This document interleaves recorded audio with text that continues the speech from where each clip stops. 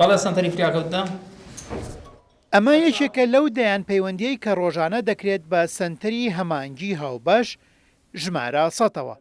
بۆ هەرێشێک لەو پەیوەندیانە یەک شوێن یان دوو شوێن لەو ڕووداوە ڕادەسپێردرێت.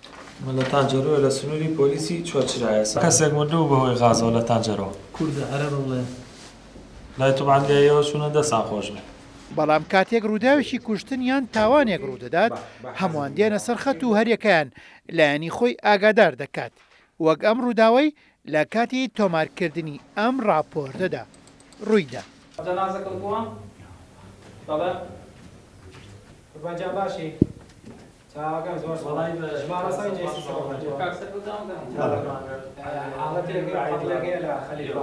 ئەم کاتەوە باش گەورم تەرمێکی دۆزراوەمان هەیە لە خەلیفاوە نزیک مەکتەبە تازەکەی خەلیفاوە.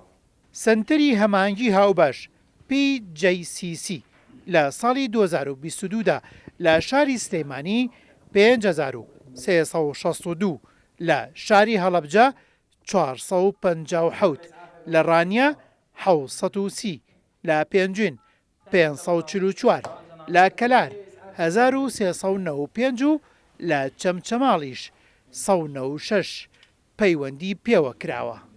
ئامادەکاری ماموو هەموو جۆرە ڕوودا و حاڵەتە خزمەتگوزاریەکان کردووە. لە ساڵی 2022دا 8684 پەیوەندیمان پێوە کراوە. ئەم پەیوەندیانە جۆرا جۆرە ڕووداوی هاتوچۆیە، کوشتنە، کێشەی کۆمەڵایەتیە، توندوتیژیە، فڕاندنە و هەر جۆرە حاڵەتی کە هەبێت کە بە دەربێت لەم ڕووداوانە ئێمە لای خۆمان کاری بۆکەین. حاڵەتی زۆرمانە بووە بەڕاستی هەنێ حاڵەتە بووە خەڵک زۆر پێویستی بێمە بووە پەیوەندی پێوە کردوین. حاڵەتی ئاگر هەبووە، حاڵەتی ڕووداوی هاتوچۆی قورس بووە، پێویستیان بە هاوکاری بۆ ئێمە هاوکاریمان کردووە لەگەڵ بەشەکانی تر وەک ئیسعاف و نەژدە و برادەرانی ئاسایش و حاڵەتی ئەمنی پەیوەندیان پێوە کردوین. ئێمەش پەیوەندیمان بۆوان کردو و ئەو تەنسیقە هەبووە یەکەوە. خەڵک زۆر متمانی بێرە هەیە چەنها هاوڵاتیە دوای ڕووداوەکە وەک دەستخۆشی وەکینی ئێری کردو و پێیان زانیوە کە ئێمە زوو توانیمانە فریایەکەوین.